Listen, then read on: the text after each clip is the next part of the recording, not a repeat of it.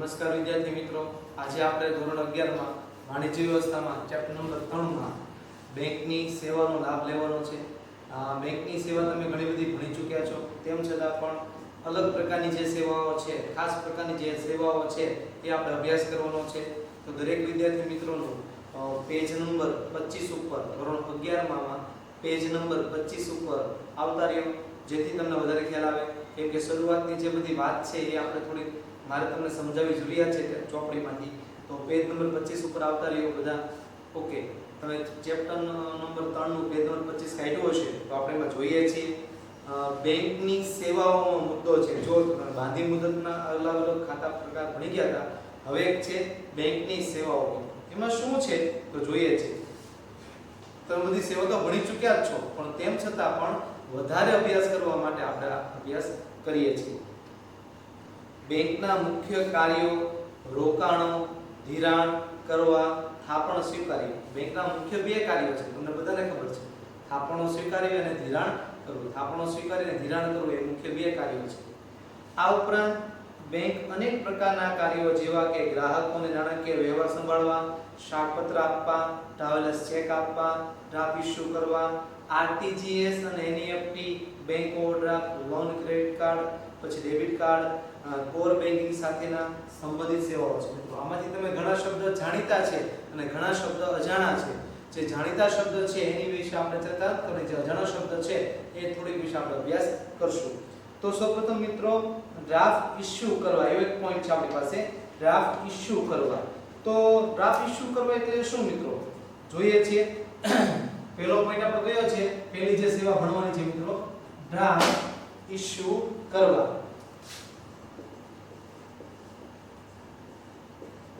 મિત્રો draft issue કરવા એટલે શું? બરાબર, અત્યાર સુધી ડ્રાફ્ટ એટલે શું, કોને કહેવાય ડ્રાફ્ટ, એ બધો તમે અત્યારે ખ્યાલ મેળવી લીધો છે. તેમ છતાં પણ વધારે અભ્યાસ કરવા માટે, શીખવા માટે અભ્યાસ કરીએ છીએ. ડ્રાફ્ટ ઇસ્યુ કરવા એટલે કે ડ્રાફ્ટ એટલે કે તમને બધાને ખ્યાલ જ છે. ડ્રાફ્ટ એટલે કે શું થાય મિત્રો? બોલો તો. ડ્રાફ્ટ એટલે કે એમ કહેવાય કોઈ એક બેંક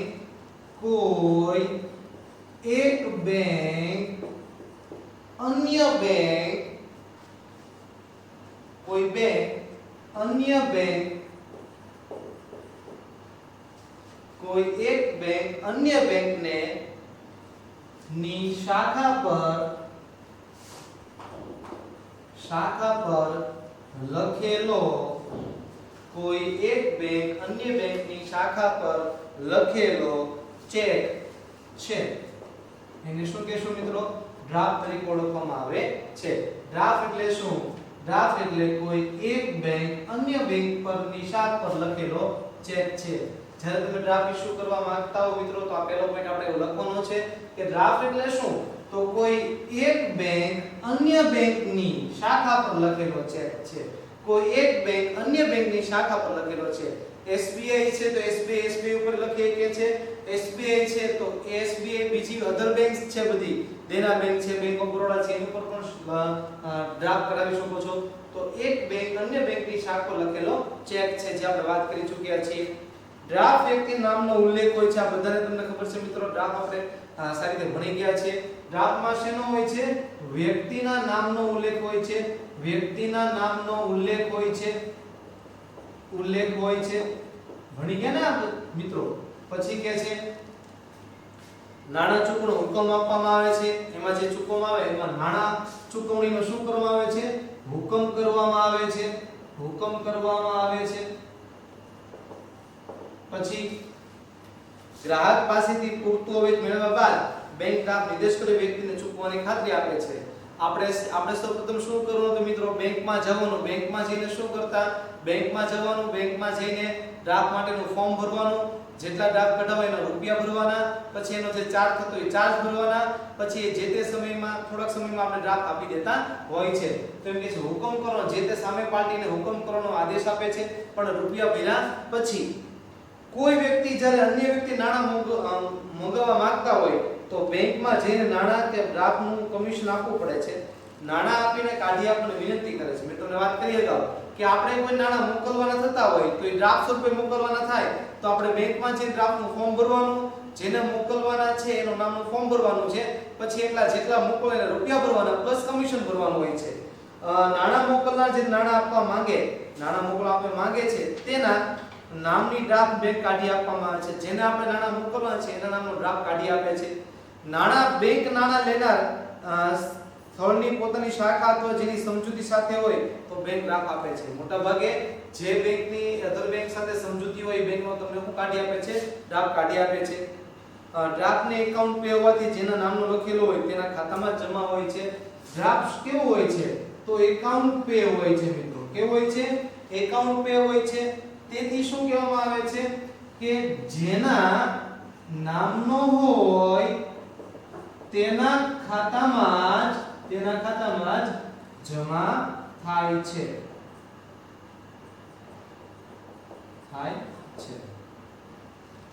ઓકે મિત્રો, એકાઉન્ટ પે હોવાથી જેના નામનો હોય બરોબર તેના ખાતામાંથી શું થાય છે? જમા થતો જોવા મળે છે.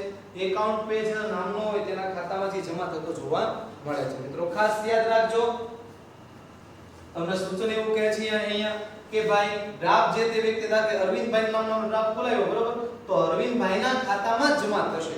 હવે અરવિંદભાઈ પરમાર નામનું ખાતું હોય તો અરવિંદભાઈ પરમારના ખાતામાં જ જમા થતો જોવા મળશે.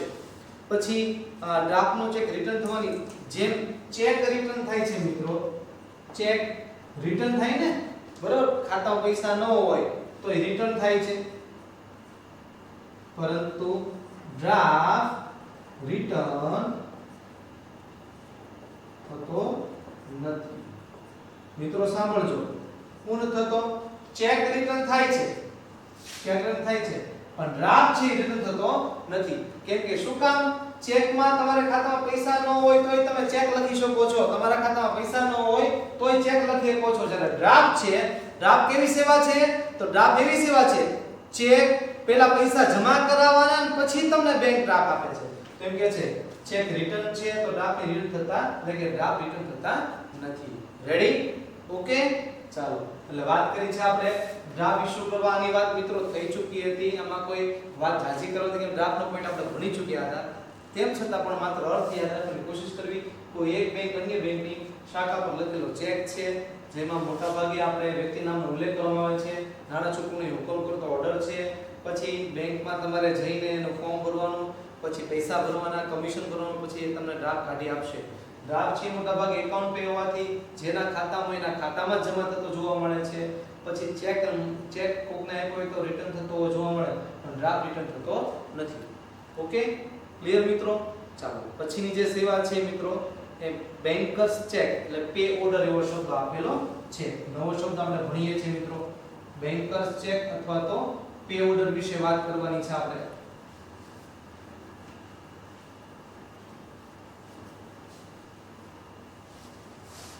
ચાલો, બીજો મુદ્દો કયો છે?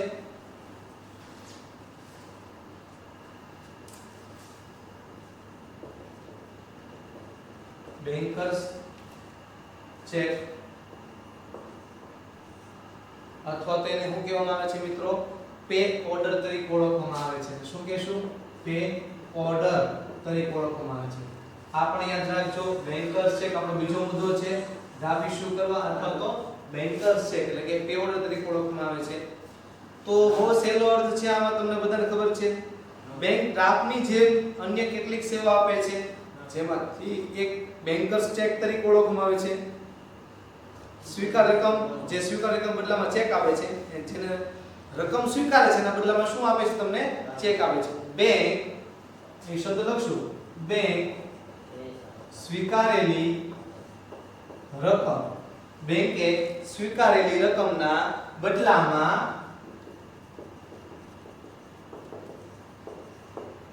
બેંકે સ્વીકારેલી રકમના બદલામાં શું મળે છે? એને બદલામાં ચેક આપે છે. જે ચેક આપે છે તેને શું કહેશું આપણે? પે ઓર્ડર તરીકે ઓળખવામાં આવે છે. ફરી વખત, બેંકે સ્વીકાર રકમના, બેંકે તમે રકમ સ્વીકાર્યા બદલામાં તમને ચેક આપે છે. ચેક આપે ઈ જે માં ચેક બદલામાં ચેક આપે જે ચેક આપે છે તેને શું કહેશું આપણે? પે ઓર્ડર તરીકે ઓળખવામાં આવે છે. રેડી? પછી કે છે બેંક દ્વારા ઇસ્યુ કરવામાં પે ઓર્ડર શેર કે ગામમાં વટાવી શકાય છે. આ જે બેંકે સ્વીકાર રકમમાં બદલામાં જે ચેક આપે છે તેને શું કહેશું? આપણે રીપીટ કરી નાખીએ. જે ચેક આ બેંકે સ્વીકાર રકમના બદલામાં ચેક આપે તેને પે ઓર્ડર તરીકે ઓળખવામાં આવે છે, કહેવાય અથવા ઓળખવામાં આવે છે. અને આ ક્યાં પોતાના શહેરમાં કે ગામમાં વટાવી શકો છો? ગામમાં વટાવી શકાય. પછી બીજું એની અંદર શહેર કે ગામની બહાર નહીં. બહાર નહીં. જો બહાર વટાવવા માટે તો તમારે ડ્રાફ્ટ કઢાવવો પડે છે મિત્રો. બેંકે સ્વીકારેલી રકમના બદલામાં એક ચેક આપે છે, એ ચેક આપે તેને એ આપણે શહેર કે ગામમાં વટાવી શકાય છે. તેને શું કહેશું આપણે? પે ઓર્ડર તરીકે ઓળખવામાં આવે છે. રેડી વિદ્યાર્થી મિત્રો? ફરી વખત બેંકે સ્વીકારેલી રકમના બદલામાં ચેક આપે છે તેને પે ઓર્ડર તરીકે ઓળખાય છે. શહેર કે ગામમાં વટાવી શકાય અને શહેર કે ગામમાં વટાવી શકાય નહીં જો તો એને શું કહેશું આપણે? તેના બદલામાં આપણે ડ્રાફ્ટ કઢાવવો પડે છે. ઓકે વિદ્યાર્થી મિત્રો? તો આપણે અહીંયા આપણે બે મુદ્દા ભીના છે. આપણે ડ્રાફ્ટ ઇસ્યુ કરવા, બેંકર્સ ચેક અને બેંકર્સ ચેક નું બીજું નામ પે ઓર્ડર તરીકે ઓળખવામાં. પે ઓર્ડર એટલે શું? જો ગામમાં વટાવવામાં આવે અને બેંકમાં જે રકમ જે સ્વીકાર લેવાય એને શું કહેશું આપણે? પે ઓર્ડર તરીકે ઓળખવામાં આવે છે. ઓકે વિદ્યાર્થી મિત્રો? તો આપણે હવે પછીનો ત્રીજો મુદ્દો છે એ આપણે આરટીજીએસ વિશે ખાસ ભણવો છે. મોસ્ટ આઈએમપી છે તો આપણે પૂરતું ધ્યાન આપશું. ચાલો મિત્રો, તો હવે આપણે આજે શીખવાનું છે આરટીજીએસ વિશે ખાસ અભ્યાસ કરવાનો છે મિત્રો. જુઓ તો આરટીજીએસ વિશે વાત કરીએ છીએ, સૌથી અગત્યનો મુદ્દો છે. પરીક્ષામાં તમારે ખૂબ જ કામનું છે મિત્રો. પરીક્ષામાં ખૂબ જ કામનું એમ કહેવાય કે જેને કહેવાય એક આરટીજીએસ અને એનઈએફટી પરીક્ષામાં હશે ને હશે ગેરંટેડ 3 માર્કમાં અથવા 5 માર્કમાં હશે મિત્રો. જો 5 માર્કમાં પૂછે તો બંને મુદ્દા પૂછે, આરટીજીએસ અને એનઈએફટી. 3 માર્કમાં હશે તો એકાદો મુદ્દો પૂછે તમને આરટીજીએસ અથવા એનઈએફટી. તો મિત્રો આજે જે આપણે શીખવાનું છે એ આરટીજીએસ વિશે અભ્યાસ કરવાનો છે, જે ખૂબ જ અગત્યનો છે.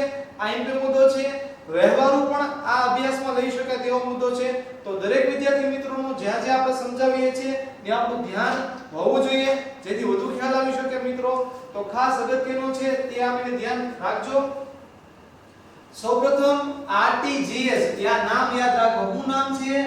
આરટીજીએસ. એનું ઇંગ્લિશ શું થાય છે? Real time gross settlement.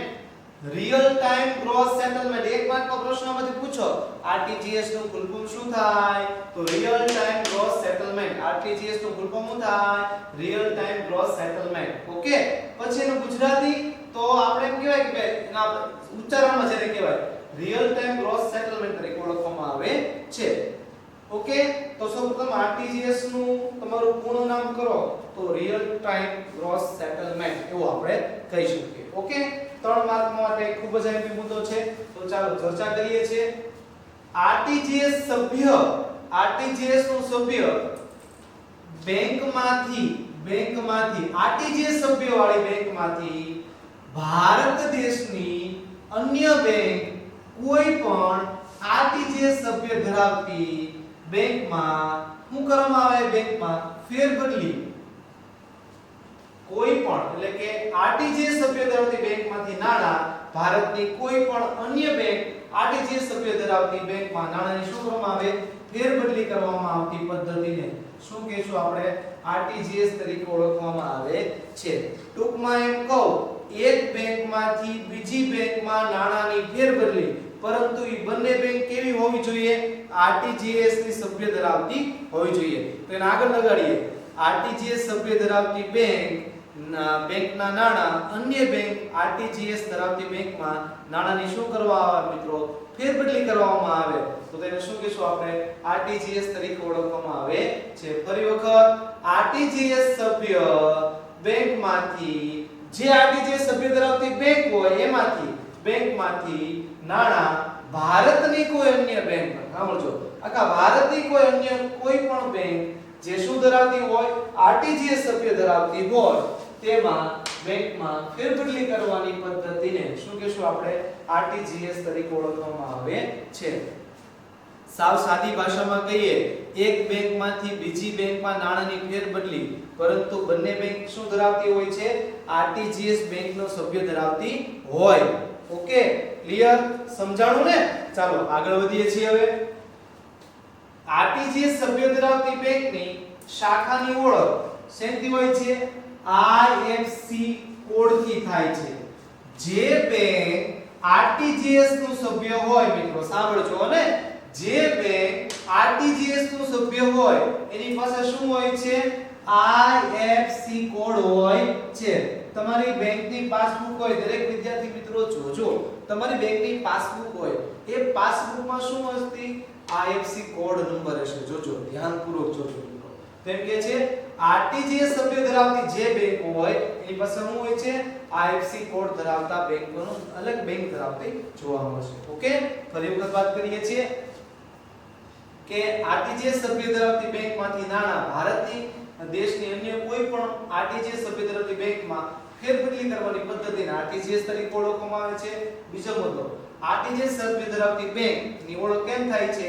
એની પાસે શું હોય છે મિત્રો? એની પાસે આઈએફસી કોડ હોય છે. તો શું હોય છે? આઈએફસી કોડ તરીકે ઓળખવામાં આવે છે.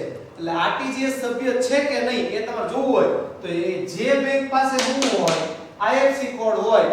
જે બેંક પાસે આઈએફસી કોડ હોય એ શું હોય? આરટીજીએસ સભ્ય ધરાવતી હોય છે. ઓકે, ચાલો પછી આગળ વધીએ છીએ.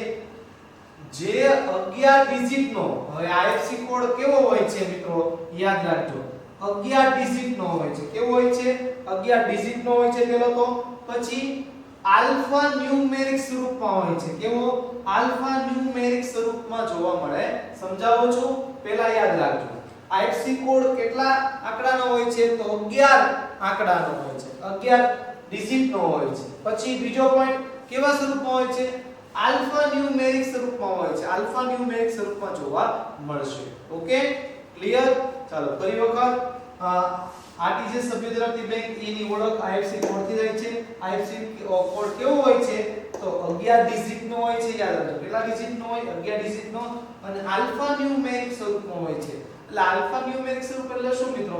તો એમાં કેપિટલ એ આવે, આ કેપિટલ બધા શબ્દો થયા, હા, સ્મોલ એ આવે, અને બીજા આંકડા જેને કહેવાય આપણે 1 2 3 4 0 એ પણ આવે.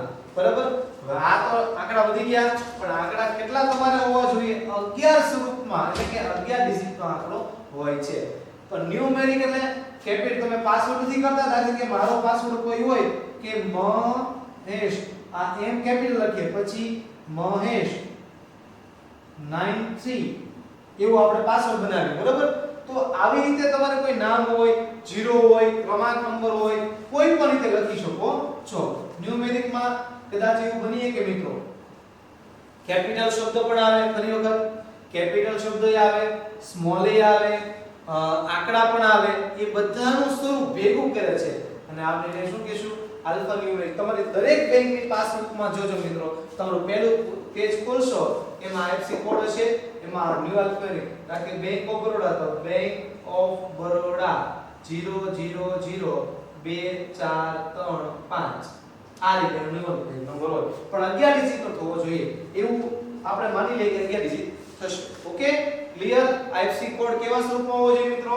11 સ્વરૂપનો હોવો જોઈએ, 11 ડિજિટનો હોય છે અને ન્યુ આલ્ફામેરિક એટલે આલ્ફા ન્યુમેરિકનો સ્વરૂપમાં હોય છે. Okay, clear? પાકું ને? ચાલો પછીનો પોઈન્ટ છે આઈએફસી કોડ છે મિત્રો. આઈએફસી કોડ ઈ કોના દ્વારા આપવામાં આવે છે? કોના દ્વારા ફાળવવામાં આવે છે? તો IDRBT. યાદ રાખજો, આઈએફસી કોડ કોના દ્વારા આપવામાં આવે છે? તો IDRBT. IDRBT એટલે શું થાય? Institute for Development and Research on Banking Technology. જે ક્યાં આવેલી છે મિત્રો? હૈદરાબાદમાં આવેલી છે. એના દ્વારા ફાળવવામાં આવે છે. જે આઈએફસી કોડ છે મિત્રો, આ જે આઈએફસી કોડ છે એ કોના દ્વારા આપવામાં આવે છે? આઈએફસી કોડ છે કોના દ્વારા આપવામાં આવે છે? કોના દ્વારા ફાળવવામાં આવે છે મિત્રો? તો કોના દ્વારા? હૈદરાબાદ દ્વારા. હૈદરાબાદ છે એ કોણ છે કંપનીઓ? તો એમ કે છે આઈએફસી કોડ એટલે શું? તો તો institute four development and research on banking technology જે ક્યાં આવેલી છે હૈદરાબાદમાં આવેલી છે હૈદરાબાદથી ફાળવવામાં આવે છે રેડી આઈએફસી કોડ છે મિત્રો આઈએફસી કોડ એ કોણ દ્વારા આપવામાં આવે છે આઈએફસી કોડ છે IDRBT એટલે ફૂલ ફોર્મ શું થાય છે institute four development and research on banking technology છે હૈદરાબાદમાં આવેલી છે આઈએફસી કોડ ક્યાં આવેલી છે IDRBT institute four development and research on banking technology છે હૈદરાબાદમાં આવેલી છે ઓકે ફરી વખત આરટીજીએસ સભ્ય ધરાવતી બેંક પાસે શું હોય આઈએફસી કોડ હોય તો આઈએફસી કોડ હોય તો એને એમ કહેવાય કે ભાઈ એ આરટીજીએસ ધરાવી શકે છે પછી આરટીજીએસ આઈએફસી કોડ કેટલા સ્વરૂપનો હોય છે 11 ડિજિટનો હોય છે અને કેવા સ્વરૂપમાં આલ્ફાન્યુમેરિક સ્વરૂપમાં હોય છે આઈએફસી કોડ છે જે મિત્રો એ શું છે institute four development and research on banking technology છે હૈદરાબાદ દ્વારા આપવામાં આવેલી છે ઓકે રેડી આટલા મુદ્દા પછી જોઈએ છે આરટીજીએસ એ ભારતની કોઈ પણ બેંકમાંથી ભારતની અન્ય બેંકમાં નાણાંની ફેરબદલી કરી શકો છો એ વાત તો આપણે કરી ચૂક્યા છે આરટીજીએસ છે ભારતની બેંકમાંથી કોઈ પણ અન્ય ભારતની બેંક હોય એમાં નાણાંની શું થઈ શકે છે ફેરબદલી થઈ શકે છે ભારતની કોઈ પણ બેંક હોય એ ભારતની અન્ય બેંક એસબીઆઈ છે એ હૈદરાબાદમાં છે તો એ કોઈ ગુજરાતની બેંક છે તો એ ફેરબદલી થઈ શકે છે ફરી વખત આરટીજીએસ એ ભારતની કોઈ પણ બેંકમાંથી ભારતની અન્ય બેંકમાં નાણાંની શું થઈ શકે છે ફેરબદલી કરવાની પદ્ધતિ છે આરટીજીએસ એ ભારતની કોઈ પણ બેંકમાંથી ભારતની અન્ય બેંકમાં નાણાંની શું થઈ શકે છે મિત્રો ફેરબદલી કરવાની પદ્ધતિઓ છે રેડી ક્લિયર છે આ ઓકે આ પદ્ધતિમાં રિયલ ટાઈમ એટલે કે રિયલ ટાઈમ જે સમયે તેમજ ગ્રોસ સેટલમેન્ટ એટલે કે વ્યવહાર પ્રમાણે જમા કે ઉધાર થાય છે રિયલ ટાઈમ આ બે શબ્દ યાદ રિયલ ટાઈમ ગ્રોસ સેટલમેન્ટ એવો શબ્દ છે ને તો રિયલ ટાઈમ એટલે શું તે જ સમયે વ્યવહાર પ્રમાણે શું કરવામાં આવે ઉધાર કે જમા કરવામાં આવે છે એનું ગુજરાતી થાય છે આપણે કીધું આરટીજીએસ નું હાવ ગુજરાતીમાં થાય તેવું આપણે કહીએ કે જે તે સમયે વ્યવહાર પ્રમાણે જમા કે ઉધાર થાય જો આપણે આરટીજીએસ કર્યું હોય મિત્રો આપણે આરટીજીએસ કર્યું હોય તો આપણા ખાતામાંથી ઉધાર થાય સામેની પાર્ટી જે હોય એના ખાતામાં શું થશે જમા થશે એટલે કે આ પદ્ધતિ પ્રમાણે રિયલ ટાઈમ એટલે શું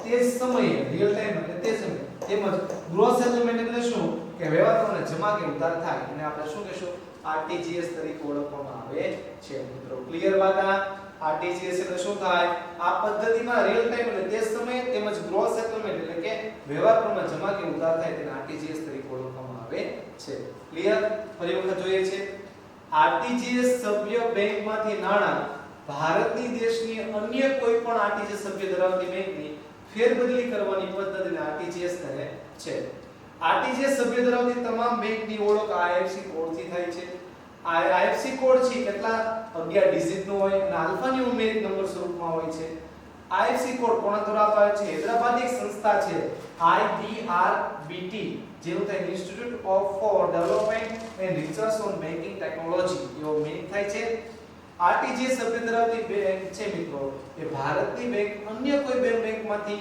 ટ્રાન્સફર એટલે અન્ય ભારતની બેંક કોઈ ટ્રાન્સફર કરી શકે છે રિયલ ટાઈમ એટલે તે સમયે અને ક્રોસ સેટલમેન્ટ એટલે વ્યવહાર પ્રમાણે જમા કે ઉધાર કરવામાં આવે એટલે આપણે શું કહેશું મિત્રો આરટીજીએસ તરીકે ઓળખવામાં આવે છે હવે એક મુદ્દો છે જે નવા મુદ્દા છે તે જોઈએ છે બીજો પેરેગ્રાફ છે તો અહીંયા ધ્યાન આપજો મિત્રો બીજા પેરેગ્રાફ ઉપર કે આરટીજીએસ પદ્ધતિ ભારતની એક બેંકની ખાતેદારની રકમ ભારતની અન્ય કોઈ પણ બેંકના ખાતેદારના ખાતામાં જમા કરવા ઈનો શબ્દ આવે છે પણ થોડોક અલગ છે ખાતા શબ્દ આરટીજીએસ પદ્ધતિમાં એક બેંકના ખાતેદારમાંથી બીજા બેંકના ખાતેદારમાં શું કરવામાં આવે જમા કરવામાં આવે છે એકના ખાતેદારમાંથી ઉધાર થાય બીજાના ખાતેદારમાં શું થાય જમા થાય છે તો આરટીજીએસ પદ્ધતિમાં ભારતની એક બેંકની ખાતેદારની રકમ ભારતની અન્ય કોઈ બેંકની ખાતેદારમાં શું કરવામાં આવે છે મિત્રો જમા કરવામાં આવે છે રેડી જુઓ તો સમજાય છે મિત્રો આગળ જોઈએ છે પછી ચાલો બીજો મુદ્દો કયો છે જુઓ તો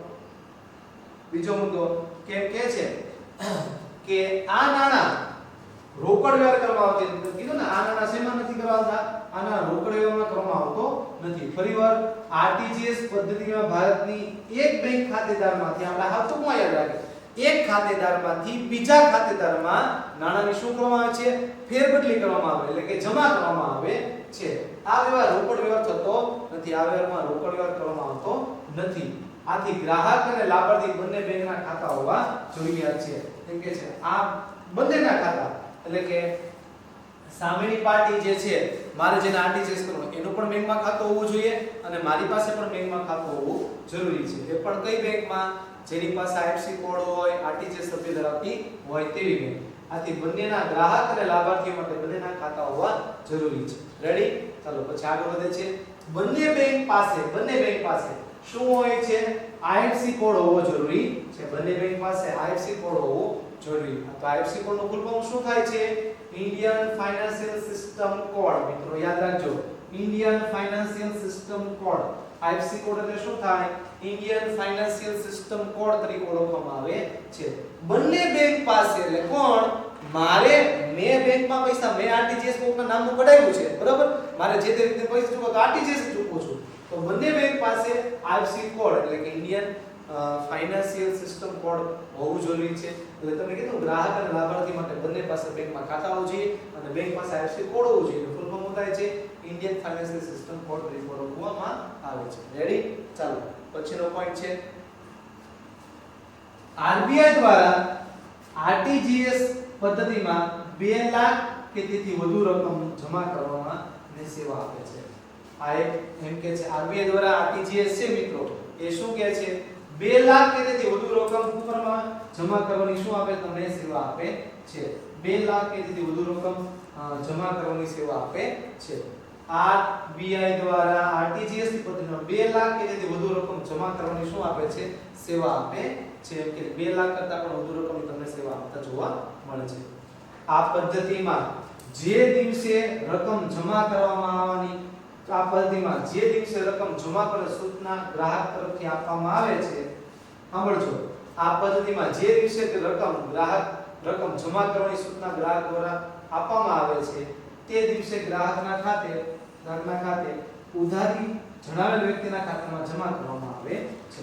આ પદ્ધતિમાં એમ કહે છે મિત્રો કે જે દિવસે જમા કરવાની પદ્ધતિ, જે દિવસે ધર્મ સૂચના કરી હોય, હું આજે કયો બેંકમાં મારે જે તે વ્યક્તિને આરટીજીએસ સામે આપવાનું હતું, તો જે ગ્રાહક તરફથી આપણે આપ્યું હોય તો એના ખાતામાં ગ્રાહકના ખાતામાં ઉધાર કરશે અને જણાવેલ વ્યક્તિના ખાતામાં શું કરશે?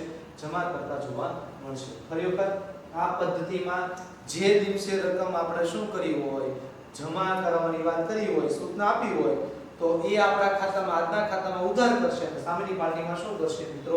જમા કરતા જોવા મળશે. આપણા ખાતામાં ઉધાર થાય, સામેના વ્યક્તિના ખાતામાં જમા. પછી કહે છે આરટીજીએસ છે 2 લાખ કે તેથી વધુ રકમની ફેરબદલી કરી શકો. તમને એમસીક્યુ પૂછીએ કે આરટીજીએસ કેટલા રૂપિયાની સગવડ આપે છે? 2 લાખ કે તેથી વધારે રૂપિયાની સગવડ મળતી જોવા મળે છે. આ પદ્ધતિમાં નાણાં મોકલનાર ગ્રાહક પાસે કમિશન લેવામાં આવે છે.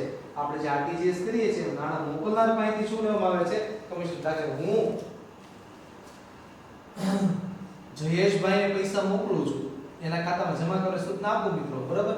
તો મારી પાસેથી બેંક કમિશન લે છે, જયેશભાઈ પાસેથી લેતા નથી કાંઈ. એટલે કે આ પદ્ધતિમાં નાણાં મોકલનાર ગ્રાહક પાસેથી કમિશન લેવામાં આવે છે. ઇનવર્ડ એટલે ઇનવર્ડ આરટીજીએસ એટલે કે જયેશભાઈ છે, પરંતુ ઇનવર્ડ એટલે કે નાણાં મેળવનાર આ લાભાર્થી, આ વ્યક્તિ કોણ થયો? ગ્રાહક. એટલે કે ઇનવર્ડ પાસેથી કોઈ પણ જાતનું કમિશન લેવામાં આવતું નથી. ઇનવર્ડ પાસેથી કોઈ પણ કમિશન લેવામાં આવતું નથી. ઓકે વિદ્યાર્થી મિત્રો, કમિશન કોને આપવાનું હોય છે? જે નાણાં મોકલતો હોય તે, જે નાણાં જમા કરાવતો હોય તે. ફરી વખત એક મુદ્દો ભણી લઈએ આખો. આ 3 માર્કમાં ખૂબ જ આઈપી મુદ્દો છે, તમને બધાને સમજાવવાનો હશે મિત્રો. ફરી વખત, આરટીજીએસ સભ્ય બેંકમાંથી નાણાં ભારતની અન્ય કોઈ પણ આરટીજીએસ સભ્ય ધરાવતી બેંકમાં ફેરબદલી કરવાની પદ્ધતિને આપણે આરટીજીએસ તરીકે ઓળખવામાં આવે છે. આરટીજીએસ સભ્ય ધરાવતી તમામ બેંકની શાખાની ઓળખ આઈએફસી કોડથી થાય છે. આરટીજીએસ સભ્ય ધરાવતી બેંકની તમામ બેંકની શાખાની ઓળખ આઈએફસી કોડથી થાય છે. આ આઈએફસી કોડ છે 11 ડિજિટ નો હોય, ન્યુ આલ્ફાબેટિક નંબરના સ્વરૂપમાં જોવા મળે. ન્યુ આલ્ફાબેટિક સ્વરૂપમાં મેં તમને કીધું કેપિટલ હોય, સ્મોલ હોય, આંકડા હોય, કેપ્ચર પણ હોય, નવા શબ્દ પણ કેપ્ચર કરી મૂકતા હોય છે. પછી આઈએફસી કોડ છે એ IDRBT એટલે કે institute four development and research on banking technology Hyderabad થી આપવામાં આવે છે. એટલે તમને એવો કોઈ પ્રશ્ન પૂછે આઈએફસી કોડ કોના દ્વારા મળતું હોય છે તો IDRBT દ્વારા મળે છે. IDRBT દ્વારા મળે છે. આરટીજીએસ સભ્ય ભારતની બેંકમાંથી અન્ય બેંકમાં નાણાંની ફેરબદલી કરી શકાય છે. એનો શબ્દ આપણે ઘણી વખત ભણી ચૂક્યા. આરટીજીએસ છે મિત્રો ભારતની કોઈ બેંકમાંથી બીજી ભારતની કોઈ અન્ય બેંકમાંથી નાણાં, એટલે આમાં કોઈ એસબીઆઈ નહીં મિત્રો. એસબીઆઈ થી એક્સિસ હોય, એસબીઆઈ થી આઈડીબીઆઈ હોય, આઈડીબીઆઈ થી એક્સિસ હોય, કોઈ પણ ફેરબદલી થઈ શકે છે. આરટીજીએસ ભારતની કોઈ પણ બેંકની શાખામાં નાણાંની ફેરબદલી કરવામાં આવે છે. આ પદ્ધતિમાં રિયલ ટાઈમ એટલે કે તે સમયે ક્રોસ સેટલમેન્ટ એટલે કે તે વ્યવહારોને જમા કે ઉધાર થાય છે. જો હું જમા કરાવતો તો મારે જે તે વ્યક્તિ પાસે ચૂકવવાનો એટલે મારા ખાતામાં પૈસા જમા કરો એટલે મેં સૂચન કર્યા હોય જયેશભાઈને ચૂકવો તો જયેશભાઈના ખાતામાં જમા થાય, મારા ખાતામાં થશે ઉધાર થશે. એટલે વ્યવહારોને જમા કે ઉધાર થાય છે તેને આપણે આરટીજીએસ તરીકે ઓળખવામાં આવે છે. પછી આરટીજીએસ પદ્ધતિમાં ભારતની એક બેંક ખાતેદારની રકમ એટલે ભારતની કોઈ પણ એક ખાતેદારની રકમમાંથી બીજા ખાતેદારના ખાતામાં શું કરે છે જમા કરવામાં આવે છે. એક ખાતામાંથી બીજા ખાતામાં શું કરવામાં આવે જમા કરવામાં આવે છે. આ નાણાંનો રોકડ વ્યવહાર કરવામાં આવતો નથી. આ નાણાંમાં રોકડ વ્યવહાર કરવામાં આવતો નથી કેમ કે આ નાણાં આપણે મેં તમને વાત કરી આ રોકડ વ્યવહાર થતો નથી. આથી ગ્રાહક અને લાભાર્થી બંને બેંકમાંથી ખાતા હોવા જરૂરી છે. આથી ગ્રાહક અને લાભાર્થી બંને બેંકના ખાતા હોવા જરૂરી છે. બંને બેંક પાસે આઈએફસી કોડ એટલે ઇન્ડિયન ફાઇનાન્શિયલ સિસ્ટમ કોડ હોવો જરૂરી છે. બંને બેંક પાસે આઈએફસી કોડ એટલે ઇન્ડિયન ફાઇનાન્શિયલ સિસ્ટમ કોડ હોવો જરૂરી છે. આરબીઆઈ દ્વારા આરટીજીએસ પદ્ધતિમાં 2 લાખ થી વધુ રકમ જમા કરવાની સેવા આપે છે. આરબીઆઈ દ્વારા આરટીજીએસ પદ્ધતિમાં 2 લાખ થી વધુ રકમ જમા કરવાની સેવા આપે છે. યાદ રાખજો આરબીઆઈ દ્વારા આરટીજીએસ પદ્ધતિમાં 2 લાખ થી વધુ રકમ જમા કરવાની સેવા આપે છે.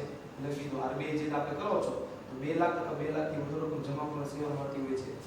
આ પદ્ધતિમાં જે દિવસે રકમ જમા કરવાની હોય સૂચના મળી હોય છે તે દિવસે તમારા ખાતામાંથી જે તે ગ્રાહકના ખાતામાં ઉધાર છે લાભાર્થીના ખાતામાં જમા કરવામાં આવે છે. આરટીજીએસ કેટલા રૂપિયાનું થાય 2 લાખ કે તેથી વધારે રકમનું થતું જોવા મળે છે. કમિશન કોના ઉપર લેવામાં આવે છે જે વ્યક્તિ નાણાં મોકલનાર હોય એને કમિશન ભોગવવાનું હોય છે. પરંતુ ઇનવર્ડ આરટીજીએસ ઇનવર્ડ એટલે કે જે લાભ લેનાર છે મિત્રો એના ખાતે કોઈ કમિશન આપવાનું નથી હોતું. ઓકે વિદ્યાર્થી મિત્રો તમને આરટીજીએસ પૂરેપૂરું સમજાણું હશે એવો વિશ્વાસ રાખું છું. હવે પછી નેક્સ્ટ લેક્ચરમાં આપણે એનઈએફટી વિશે અભ્યાસ કરવાનો છે. ત્યાં સુધી મહેશ મુદલીના નમસ્કાર. આવજો.